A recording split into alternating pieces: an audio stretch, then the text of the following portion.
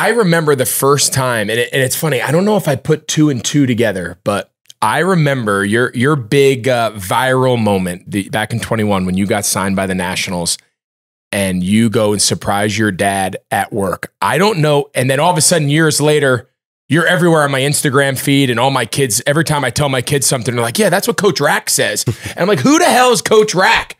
Well, it didn't take me very long to find out who you were and then put it all together that it was the same story. So that viral moment, my first time ever saying, I don't even know if you were Coach RAC at the time. You weren't Coach RAC at the time. No. But you were the kid who just got the call that your lifelong dream, and your first reaction is to run down to dad who's on the job working.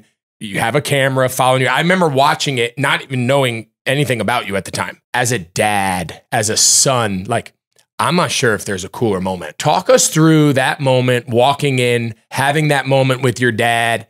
He's at work, blue collar, just, that's the dream, right? Mm-hmm. That was such a special moment. And I didn't even realize what that would turn into at all. I mean, that video is the whole reason we're sitting here now. 100 million, something like 100 something million the last time I looked. I mean, yeah. And that was crazy. I didn't have a social media presence at that point. I didn't intend to. It was, that moment was so special for a lot of reasons. Some of which we just talked about, you know, him throwing batting practice to me growing up. And beyond that, you know, I was my previous year, my junior year, the best time for you to get signed out of college baseball. I was COVID year. Yeah. It was 5 rounds. I wasn't going to be a first 5 round guy. And so that year I was starting to talk to scouts. I had a great season at Biola and before it got cut short.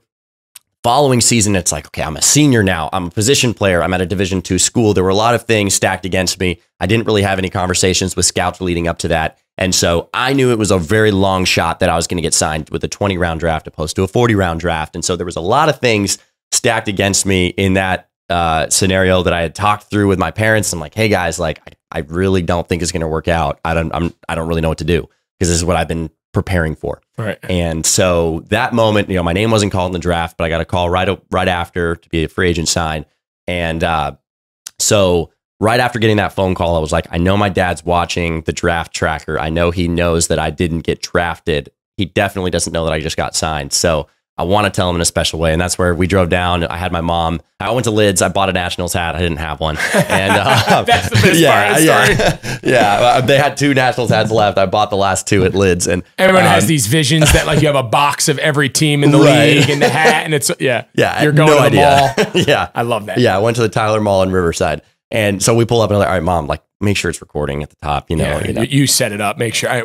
We all have moms. We love them. Yes, we do. Camera pictures, sometimes the challenge. Need a little coaching. I get it. So she filmed the whole thing and I didn't think to post it till later in the day. I was like, oh, that's a cool moment. I'm going to post that on TikTok. And then that was the moment.